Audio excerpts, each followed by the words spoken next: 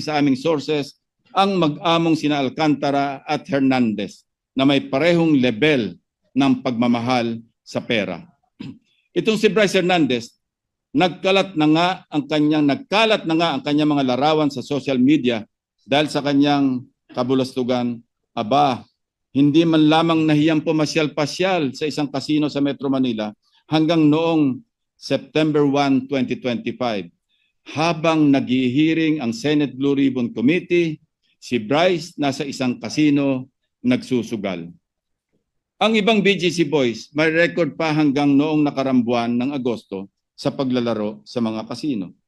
Suma total, habang lubog pa rin sa tubig baha ang mga taga Bulacan dahil sa mga pangungurakot na mga ito at kahit booking na mismo ng Pangulo ang kalokohan, sige pa rin ang pagpapasasa ng BGC boys sa pagwawaldas ng pera ng taong bayan. Walang kahiya-hiya sa katawan. Wala pong konsyensya ang mga ito, Mr. President.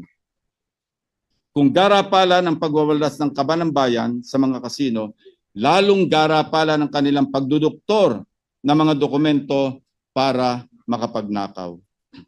Over the past week, we scoured hundreds of pages of documents, each page painting telltale signs of how deeply entrenched corruption has become in the BGC kingdom.